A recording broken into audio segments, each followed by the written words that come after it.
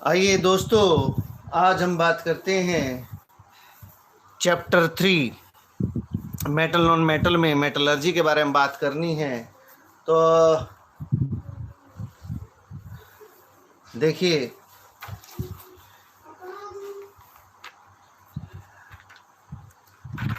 दोस्तों metal non metal में जो मेटलर्जी कॉन्सेप्ट है, इसमें से बेहतरीन क्वेश्चन पूछे जाते हैं और आप तैयार हो जाइए, क्योंकि इसके अंदर जो मेटलर्जी में कुछ छोटी छोटी बातें ऐसी हैं जो आपको पता होना चाहिए।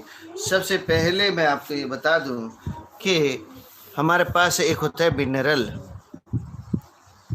एक होता है मिनरल, एक होता है ओर। देखिए दोस्तों, एक मिनरल एक है और दोनों में क्या डिफरेंस है उसको समझ लो। मिनरल जो होते हैं, आतिफ नवाब, कैसे हो आतिफ?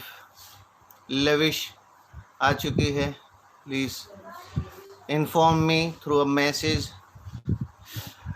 तो मिनरल और ओर में जो डिफरेंस है, जो देखो,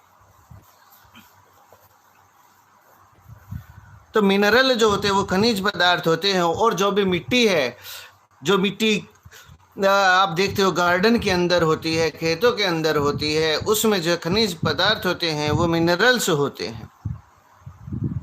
मगर दोस्तों, ऐसे तो मिट्टी में सारी चीज़ें मिल जाती हैं, मगर बहुत ही थोड़ी मात्रा में मिलती हैं। आप चाहो कि उसको एक्सट्रैक्ट करके और मार्केट में बेच दे तो वो नहीं हो सकता है। तो मिनरल के अंदर जो जो एलिमेंट्स होते हैं उनकी अमाउंट जो है वो बहुत ही कम होती है, अमाउंट जो है वो बहुत ही कम होती है और उसको बेचा नहीं जा सकता है। जैसे कोई भी मिट्टी हुई, उसमें सिलिकॉन भी होता है, एल्युमिनियम भी होता है, आयरन भी होता है, मैग्नीशियम साल्ट सब होता है, मगर हम उसको साफ करके निकाल के बेच नहीं सकते क्योंकि अमाउंट बहुत ही थोड़ी होती है। मगर और जो होता है वो हिंदी में अयस्क इसको बोलते हैं। और जो अयस्क होता है, इसमें क्या होता है कि यहाँ जो मिट्टी होती है वो पहाड़ में मिट्टी ऐसी होती है कि जब इसका एक्सट्रैक्शन करोगे, जब यहाँ से उसको कंसंट्रेट करोगे, मिट्टी की साफ सफाई करोगे, तो यहाँ से जो आपको तत्व मिलेंगे, एलिमेंट मिलेंगे, आप उनको मार्केट में बेच सकते हैं और ज़्यादा मात्रा में ये निकलता है, ज़्यादा अमाउंट में ये मेटल या कोई भी तत्व पाया जाता है, इसे हम ओर कहते हैं। अब देखो, अब दोस्तों, एक्सट्रैक्शन जो है यहीं से शुरू होता है, एक्सट्रैक्शन यहीं से शुरू होगा कि भाई एक्सट्रैक्शन का मतलब क्या होता है। Extraction of metal. देखो दोस्तों, हमारे पास जो हमारे पास ओर होता है, अयस्क होता है, यानी पहाड़ी मिट्टी, जिसके अंदर से हमें कोई तत्व मिलेगा, चाहे उसके अंदर आयरन ज़्यादा होगा, सोना ज़्यादा होगा, एल्युमिनियम ज़्यादा होगा, तो वो जब हमें एक्सट्रैक्ट करना होता है, यानी कि जब हमें वो उसके अंदर से तत्व निकालना होता है, उसको एक्सट्रैक्शन कहते हैं। और ये जो पूरी प्रक्रिया होती है किसी भी मिट्टी के, यानी कि ओर के अंदर से, जब हम उसको प्योर तरीके से निकालते हैं तो हम उसको मेटलर्जी कहते हैं, हम उसको मेटलर्जी कहते हैं। तो मेटलर्जी वो एक प्रोसेस है जिसके अंदर हम मेटल को एक्सट्रैक्ट करेंगे, और मेटलर्जी जो है वो एक टर्म नहीं है, वो एक बहुत बड़ा प्रोसेस होता है। तो आज मैं तुम्हें मेटलर्जी के बारे में ही बताने वाला हूँ। ठीक है दोस्तों, आप देखिए, पहली बात,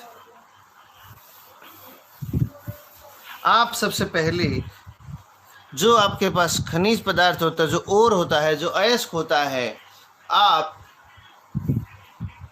उसका कंसंट्रेशन करेंगे। Concentration of ore. दोस्तों, कंसंट्रेशन ऑफ ओर क्या होता है इस बात को समझ लो।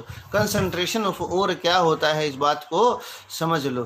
कंसंट्रेशन ऑफ ओर का मतलब होता है कि हमने जो खेतों से, पहाड़ों से जो हमने रॉ मटेरियल इकट्ठा किया है, जो मिट्टी वहाँ से लाए हैं, या जो सोने की खान से या लोहे की खान से लोहा लाए हैं, उसमें कुछ न कुछ मिट्टी, कण, डस्ट मिक्स होते हैं। तो सबसे पहले हमने उसको वॉश करना होता है, वॉश करना होता है। तो वॉश के कई तरीके होते हैं। पानी के प्रेशर से भी कर सकते हैं, भिगो के कर सकते हैं, जैसे भी कई तरीके हैं, या मैग्नेटिक सेपरेशन कर सकते हैं। कई तरीके हमारे पास हो सकते हैं। लोहा होगा तो उसमें जो है ना, हम क्या करेंगे, जैसे चक्की में आटा डालते हैं, sir periodic table, how many metals and how many non metals and total elements. मेरे दोस्तों, वहाँ आप देखोगे तो आज जो है करीब 118 जो है वो एलिमेंट हैं, 118 के करीब एलिमेंट हैं पीरियोडिक टेबल में, और उसमें करीब जो है 80 जो हैं वो मेटल हैं, करीब 22 जो है वो नॉन मेटल हैं, और कुछ उसके अंदर रेडियो एक्टिव एलिमेंट्स हैं। ठीक है। और जो मोस्टली और जो हमारे बोहर हैं, उन्होंने ही पीरियोडिक टेबल का जो है सौजन्य किया है। अब देखिए, मैग्नेटिक सेपरेशन या वाष्य होता है। अब मैं इसको बताने वाला हूँ आपको। देखिए, जो ज़्यादा रिएक्टिव मेटल होते हैं, दोस्तों ध्यान से समझना, जो ज़्यादा मोर रिएक्टिव एलिमेंट्स या मेटल्स, इनको मेटल्स कहो,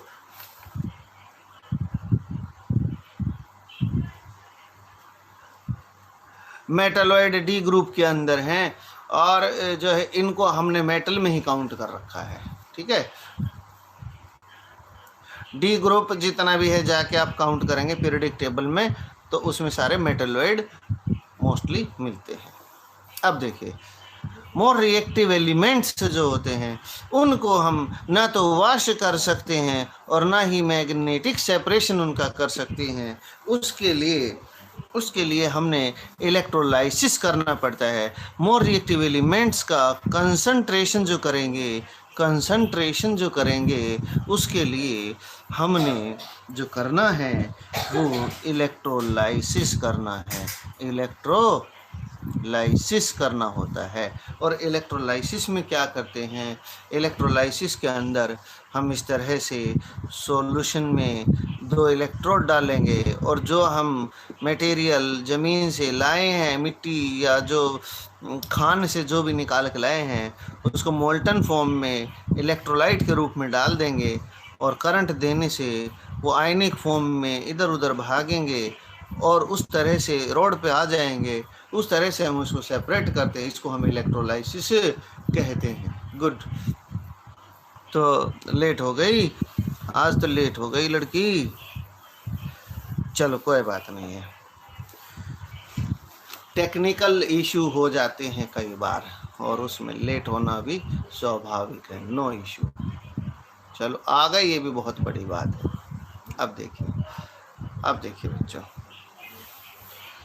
अब मैं बता रहा था आपको कि जो हाईली रिएक्टिव मेटल होती हैं, हम उनका इलेक्ट्रोलाइसिस करते हैं। जैसे पोटाशियम, सोडियम, कैल्शियम, मैग्नीशियम और एल्युमिनियम, ये जो मेटल होती हैं, ये बहुत ही ज़्यादा रिएक्टिव होती हैं। सोडियम, ये potassium, sodium, calcium, magnesium, aluminium, potassium, sodium, calcium, magnesium, aluminium, they are very reactive metal and they are not found in free state। Free state में नहीं मिलती हैं। फ्री स्टेट क्या होता है? फ्री स्टेट का मतलब होता है आप गए ज़मीन में और वहाँ से ऐसे सोडियम को प्लेट में रख लाए, ऐसा नहीं होता है। गए और कैल्शियम को प्लेट में रख लाए, ऐसा नहीं होता है। ये आपको मिलेगा, जैसे सोडियम जो है वो क्लोराइड की फॉर्म में मिल सकता है, सोडियम जो है वो सल्फेट की फॉर्म में मिल सकता है, सोडियम जो है कार्बोनेट की फॉर्म में मिल सकता है। इस तरह से इसकी डिफरेंट फॉर्म कंपाउंड के रूप में मिलता है। और अकेला अगर इस तरह से मिलता तो इसको फ्री स्टेट कहते, जो कि ये नहीं मिलते, क्योंकि ये बहुत ही ये जो है मोस्ट रिएक्टिव हैं और ये फ्री स्टेट में पाए ही नहीं जाते। फिर इनका जो है कंसंट्रेशन हम कैसे करेंगे, कंसंट्रेशन ऑफ ओर, इसका मतलब है इसको जो है हम किस तरह से ज़्यादा से ज़्यादा मेटेलिक कंपोनेंट इसमें से निकालेंगे, वो हमने पता करना है। तो इसके अंदर मैं बता दूं आपको कि हम इलेक्ट्रोलाइसिस करते हैं, जो ज़्यादा रिएक्टिव मेटल होती हैं उनका इलेक्ट्रोलाइसिस किया जाता है। अब एक आधी मिनट भी नहीं लगेगी, 1 मिनट तैयार तो करनी पड़ती हैं, और हम जो है पुराने हैं तो ज़्यादा कंप्यूटर नहीं है। अब देखो आगे चलते हैं, ये हो गया है आपका। अब देखिए जो रिएक्टिविटी सीरीज में मिडल में आते हैं, जैसे कि जिंक हो गया, आयरन हो गया, लेड हो गया, इस तरह के जो होते हैं ये एलिमेंट मॉडरेट रिएक्टिव होते हैं, मॉडरेट रिएक्टिव एलिमेंट होते हैं। और मॉडरेट रिएक्टिव एलिमेंट जो होते हैं उनको अगर देखोगे तो ये नेचर में ये भी फ्री स्टेट में नहीं मिलते हैं। तो ये किस रूप में मिलते हैं दोस्तों? या तो ये आपको क्लोराइड की फॉर्म में मिलेंगे, ऑक्साइड की में, सल्फाइड की में, या कार्बोनेट की फॉर्म में मिलते हैं। फिर से समझ लो, जैसे जिंक है, जिंक सल्फाइड की फॉर्म में मिल सकता है, जिंक कार्बोनेट की फॉर्म में मिल सकता है, जिंक ऑक्साइड की फॉर्म में मिल सकता है, इस तरह से। और ये जो है ये कंपाउंड की फॉर्म में मिलता है, जो कि फ्री स्टेट में नहीं मिलता है। कनेक्शन कट गया था क्या? अब देखिए, तो कोई बात नहीं, फिर से सुन लो, कनेक्शन कट गया, दोबारा से सुन लो कि जो जिंक है, जिंक, आयरन और लेड, ये मॉडरेट का मतलब होता है न कम न ज़्यादा, जैसे निवाया पानी होता है, न ज़्यादा गर्म न ज़्यादा ठंडा एलिमेंट हैं। ये रिएक्टिविटी सीरीज में मिडल में आते हैं और ये हमें कंपाउंड फॉर्म में मिलते हैं, जैसे फॉर्म में और ऑक्साइड की फॉर्म में मिलते हैं। अब है कह रहे हैं 22 नॉन मेटल हैं और 96 मेटल। बहुत अच्छी बात है, वेरी गुड। आप ऐसे ही मेहनत करते रहिए, ठीक है। अब आगे चलते हैं। तो मैं बता रहा था कि ये मॉडरेट जो एलिमेंट होते हैं ये हमें जो है ये फ्री स्टेट में नहीं मिलते हैं, और ये बहुत सारे जो हैं ऑक्साइड की फॉर्म में ही मिलते हैं। और एक बात मैं बता दूं, अगर आपको इंडिया में अगर कोई भी कंपाउंड ऑक्साइड की फॉर्म में मिल गया तो समझो उसको आप फ्री स्टेट में प्राप्त कर सकते हैं। इंडिया में अगर आपको ऑक्साइड की फॉर्म में मिल गया तो ये समझ लो वो आपको फ्री स्टेट में भी मिल सकता है।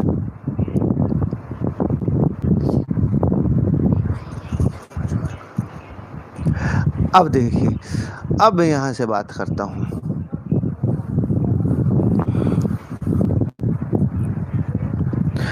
मीडियम रिएक्टिव एलिमेंट्स जो हमने बात करी है, जैसे कि हमने जिंक की बात करी, आयरन की बात करी है, लेड की बात करी है, ये इस तरह के जो एलिमेंट होते हैं, जब आप इनकी कंसंट्रेशन की तरफ जाते हो तो आयरन में हम मैग्नेटिक सेपरेशन करते हैं। आयरन के लिए हम मैग्नेटिक सेपरेशन करते हैं। इसमें क्या होता है कि जैसे ही आप मान लो आप जो है पहाड़ों से, खान से जो है जो भी लाए उसको जो है ना आप चक्की की तरह इसमें डाल देना, जैसे आटा डालते हैं। और फिर यहाँ देखो, यहाँ इस तरह से जैसे क्रेन चलती है इस तरह से एक पट्टा लगा रहेगा और ये 2 पहिए रहेंगे और इस तरह से ये बेल्ट घूमती रहेगी। जो भी आप लाओगे वो इस पे गिरता रहेगा, ये इधर जाएगी बेल्ट। और जब ये सारा माल इधर जाएगा, इस पहिए में मैग्नेट होता है, इसमें मैग्नेट होता है, ये चुंबकीय होता है। और जब जैसे ही ये नीचे गिरेगा, जो रेत होगा, कंकड़ पत्थर होंगे, वो तो सीधा नीचे गिर जाएंगे, मगर जो लोहे वाला पार्ट होगा वो इस पे चिपक जाएगा, अट्रैक्ट कर जाएगा और यहाँ आके गिरेगा। इस तरह से हम जो ज़मीन से कच्चा लोहा निकाल के लाए हैं, और निकाल के लाए हैं, ये है और। जैसे मैग्नेटाइट, हेमेटाइट, ये इसके और के नाम होते हैं। तो यहाँ तो जो है वो डस्ट निकल जाएगा, और जो है यहाँ जो है हमारे पास आयरन निकल जाएगा, ये डस्ट रहेगा, ये एक्स्ट्रा फालतू की चीज़ें रहेंगी। अब हमने इस पे बात करनी है। ये जो होते हैं ये तकरीबन ठीक ही मिल जाते हैं। अब देखिए 2 तरीके हैं, आपको मैं बता दूं। एक हमारे पास होता है कैल्सीनेशन, एक हमारे पास होता है रोस्टिंग। बोर्ड में 3 मार्क्स का डिफरेंस इनमें आ जाता है। या कई बार जो है वो क्या करते हैं, कैल्सीनेशन पे ही 3 नंबर का पूछ लेंगे या रोस्टिंग पे ही पूछ लेंगे। तो ये दोनों टर्म जो है बेहद ही इम्पोर्टेंट हैं। देखो, ये सी से कैल्शियम, कैल्सीनेशन लिखा है, सी से कार्बोनेट होता है, याद रखना, सी से कार्बोनेट और सी से कार्बन डाइऑक्साइड। तो यहाँ 3C इसमें इन्वॉल्व होने वाले हैं। इसका मतलब क्या है, कैल्सीनेशन जो प्रोसेस होता है ये कार्बोनेट वाले कंपाउंड में लगाएंगे। कार्बोनेट का कोई भी कंपाउंड हमें रॉ मटेरियल की फॉर्म में मिलता है, तो हम उसको हीट करते बुरी तरह से जला देंगे और चैम्बर बंद रहेगा, यानी कि अब्सेंस ऑफ ऑक्सीजन। ये बात अपने ध्यान रखनी है कि हम कार्बोनेट के ओर को गर्म करेंगे और अब्सेंस ऑफ ऑक्सीजन रखेंगे, तो इस कार्बन डाइऑक्साइड की ऑक्सीजन जो है वो ऑक्साइड के रूप में मिल जाएगी और यहाँ से कार्बन डाइऑक्साइड बाहर निकल जाएगी। तो ये हमें ऑक्साइड में मिल जाएगा, जिंक ऑक्साइड। और मैंने कहा ऑक्साइड के रूप में मिलने का मतलब ये है, ऑक्साइड के रूप में मिलने का मतलब ये है जैसे चोर सीधे चोरी करते पकड़ा गया और उसका इलाज फिर 2 मिनट में इंडियन पुलिस कर देती है, आप जानते ही हो। तो ऑक्साइड को प्योर फॉर्म में मिलाना या प्राप्त करना वो हमारे लिए बहुत ही आसान होता है। अब देखिए ये था। अब रोस्टिंग पे बात करते हैं। देखिए दोस्तों, रोस्टिंग में क्या होगा, रोस्टिंग के अंदर पहले ही जो मेटल होगी वो या तो सल्फाइड वाली होगी या वो मतलब सल्फाइड वाली ही होती है, ऑक्सीजन इसमें कहीं भी नहीं है। इसलिए हम इसको प्रेजेंस ऑफ ऑक्सीजन में हीट करेंगे, और हीट करने के बाद यहाँ से जिंक निकलेगा और SO2 गैस निकल जाएगी। सर मेटल एक्टिविटी सीरीज़ का यूज़ कहाँ होता है? मेटल एक्टिविटी सीरीज़ का यूज़ जो है वो डिस्प्लेसमेंट रिएक्शंस में, कन्फर्मेशन में होता है। एलिमेंट्स कौन सा है उसमें होता है। दूसरी बात, ये जो हम अभी मेटलर्जी कर रहे हैं उसमें हाई रिएक्टिव मेटल को किस तरह से प्रोसेस्ड करना है, किस तरह से प्योर फॉर्म में निकालना है। अगर ज़्यादा रिएक्टिव है तो उसके लिए क्या तरीके हैं, मॉडरेट है तो क्या तरीके हैं, और अगर स्लो है तो क्या तरीके हैं। मुझे अच्छा लगा आपका सवाल पूछने का ढंग जो है। आप इस तरह से और भी बच्चे पूछ सकते हैं, यहाँ कोई गूंगे नहीं हैं। तो आप जो है ऐसे पत्थर की तरह बैठ गए आके, तो ऐसे नहीं होता है। आप कुछ ना कुछ जो है बीच में टांग घुसेड़ते रहे, मगर याद रखें गलत बात नहीं होनी चाहिए, बात सही किताब से ही होनी चाहिए। आप देखिए, तो आपने रोस्टिंग और कैल्सीनेशन में डिफरेंस देखा, फिर से देख लो। कैल्सीनेशन 3 नंबर का आएगा, और जब बोर्ड में आए तो फिर मुझे मत कहना कि तूने बताया नहीं। कैल्सिनेशन और रोस्टिंग। ये कैल्सिनेशन जो होता है ये कार्बोनेट के ओर को प्योर फॉर्म में यानी ऑक्साइड में बदलने के लिए होता है। इसमें ऑलरेडी ऑक्सीजन बहुत ज़्यादा है, हमें केवल इसको ऑक्साइड में बदलना होता है, इसलिए हम इसको हीट करेंगे, वो भी अब्सेंस ऑफ ऑक्सीजन में हीट करते हैं। चैम्बर बिल्कुल बंद होता है, आग लगा देते हैं और देखना भट्टी ऐसी जलती है कि ये ऐसे बन जाता है। जबकि जो रोस्टिंग प्रोसेस है, रोस्टिंग के अंदर हम सल्फाइड का ओर लेंगे, ऑक्सीजन की प्रेजेंस में इसको हीट करेंगे, हीट दोनों तरफ करना पड़ता है, और इसमें ऑक्सीजन की प्रेजेंस में और इसका अब्सेंस ऑफ ऑक्सीजन में करते हैं तो ये भी ऑक्साइड में बदल जाता है और यहाँ से सल्फर डाइऑक्साइड गैस निकलती है।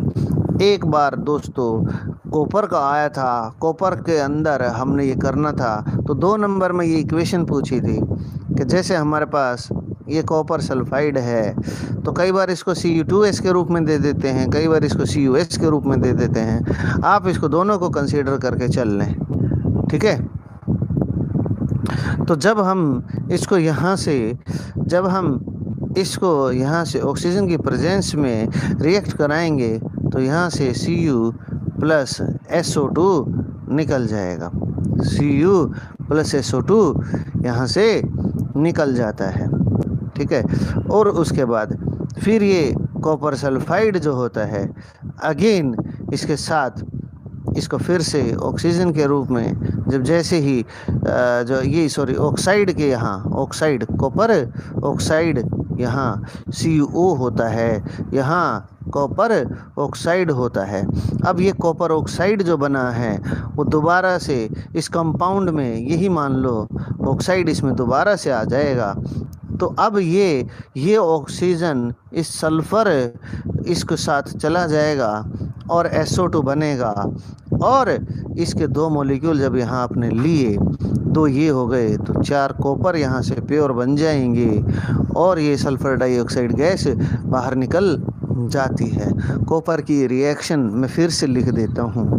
कॉपर की रिएक्शन बोर्ड में 2 नंबर की आई थी। ये एक्सट्रैक्शन ऑफ कॉपर में काम आती है कि Cu2S जब हमने इसका देखो सल्फाइड है, सल्फाइड का रोस्टिंग करते हैं, जब हमने इसको भट्टी में डाल के गर्म किया तो ये कॉपर ऑक्साइड और सल्फर डाइऑक्साइड बन गया। ये तो गैस उड़ गई और ये कॉपर ऑक्साइड जो था अगेन इसने और को ये सल्फाइड और जो है कॉपर का, इसको कॉपर ऑक्साइड ने अगेन इसको ऑक्सीडाइज कर दिया हीट करने से, और इसका सल्फ़र यहाँ से हट गया और इस कॉपर की ऑक्सीजन हट गई और ये SO2 अगेन बन गया और ये प्योर फॉर्म में कॉपर आ गया। ये रिएक्शन आपके बोर्ड में कई बार आ चुकी हैं, इनको घोट लेना, बस इतना ही लिख दोगे तो 1 नंबर इसका और 1 इसका जाते ही मिल जाएगा। ये आपको NCERT के अंदर पेज नंबर जो हमारा होता है, पेज नंबर 51 में ये रिएक्शन बहुत ज़बरदस्त तरीके से दे रखी है, आप वहाँ से इसको नोट कर सकते हैं।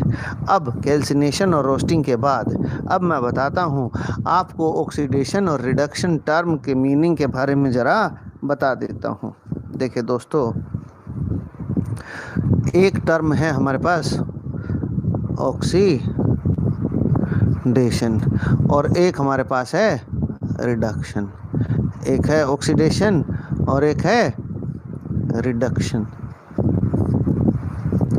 जब आपने यहाँ जिंक कार्बोनेट को हीट करके जिंक ऑक्साइड में बदल दिया, जिंक कार्बोनेट को जिंक ऑक्साइड में बदल दिया, तो आपने क्या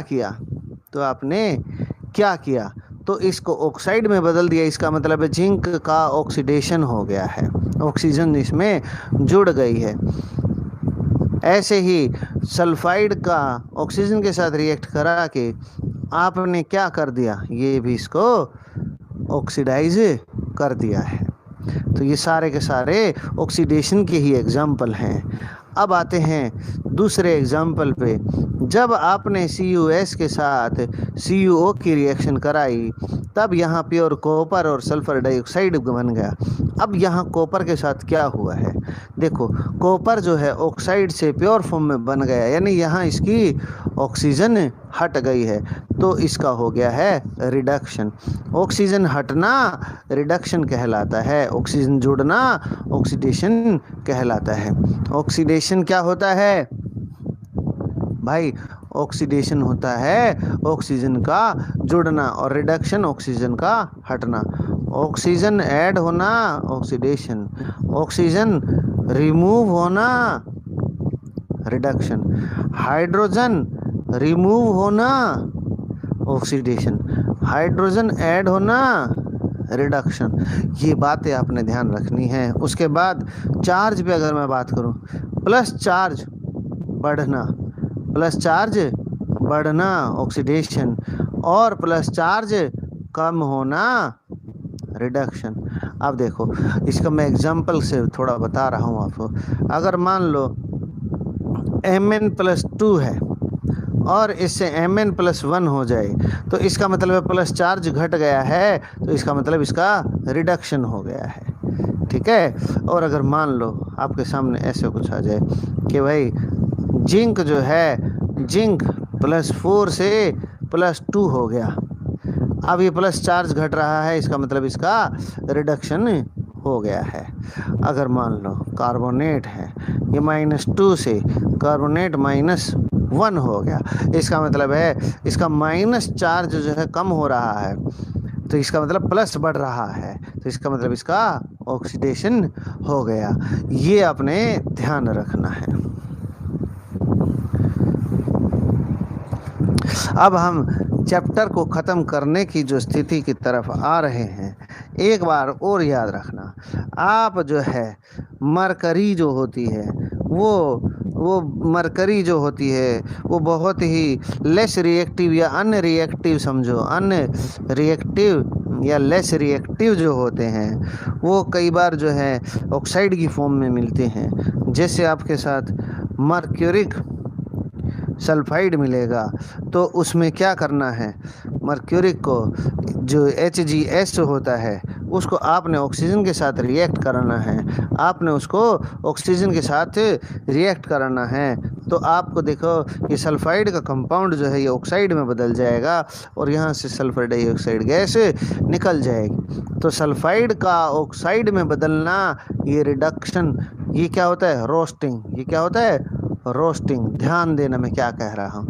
रोस्टिंग में क्या होता है, सल्फाइड का और जो होता है वो ऑक्साइड में बदलता है, सल्फाइड का और ऑक्साइड में बदलना रोस्टिंग कहलाता है। तो ये जो है मरकरी के केस में किया जाता है। अब मरकरी HgO को Hg में कैसे बदलेंगे, तो आपने क्या करना है, इसको गर्म कर देना है। इसको जैसे ही गर्म करोगे इसकी ऑक्सीजन जो है वो निकल के भाग जाएगी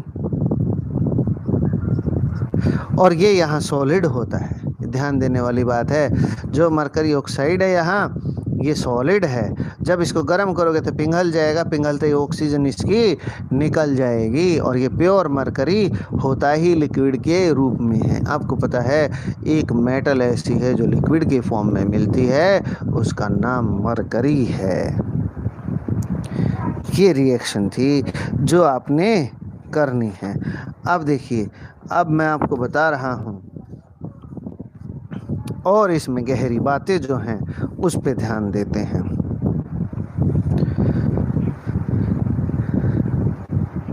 जब भी आपको मैंगनीज ऑक्साइड है, मैंगनीज ऑक्साइड, और उसको प्योर फॉर्म में बदलना है, तो आपने क्या करना है, यहाँ एल्युमिनियम की मेटल यानी उसका पाउडर लेना है। जैसे एल्युमिनियम का पाउडर लोगे, इस पे मैं एक बहुत इंपॉर्टेंट बात बताने वाला हूँ। मैंगनीज ऑक्साइड की फॉर्म में अगर है, उसको मैंगनीज के रूप में प्राप्त करना है, तो आपने क्या करना है, इसको एल्युमिनियम के पाउडर के साथ आपने गर्म कर देना है और जैसे ही ये एल्युमिनियम ऑक्साइड के रूप में मिल जाएगा, यहाँ से ये हीट निकल जाएगी। ठीक है, तो आपने क्या करना है, तो यहाँ हीट देनी है, बस ये रिएक्शन हो जाएगी। अब एक बात मैं आपसे पूछना चाह रहा हूँ, एल्युमिनियम हमने यहाँ यूज़ किया है, एल्युमिनियम हमने यहाँ यूज़ किया है। मगर दोस्तों जब हमारे पास Fe2O3 होता है या Fe3O4 होता है तो हम यहाँ एल्युमिनियम यूज़ नहीं करते, हम यहाँ कार्बन यूज़ करते हैं। फिर हमने यहाँ कार्बन क्यों यूज़ नहीं किया? हम जिंक ऑक्साइड को जब भी ऑक्साइड में से हटाने की बात करते हैं तो हम कार्बन का यूज़ करते हैं, फिर हम यहाँ एल्युमिनियम यूज़ क्यों नहीं कर रहे हैं? जब हम कॉपर को प्योर फॉर्म में प्राप्त करना चाहते हैं ऑक्साइड की फॉर्म से, तो इसमें तो खैर हम नहीं करते हैं, क्योंकि इसमें तो कॉपर सल्फाइड ही जो है वो एक जो है रिड्यूसिंग एजेंट बन जाता है। निष्ठा मैन को बोला ये आपसे नहीं पढ़ना, हमको क्या कह रहे भाई। अब देखिए,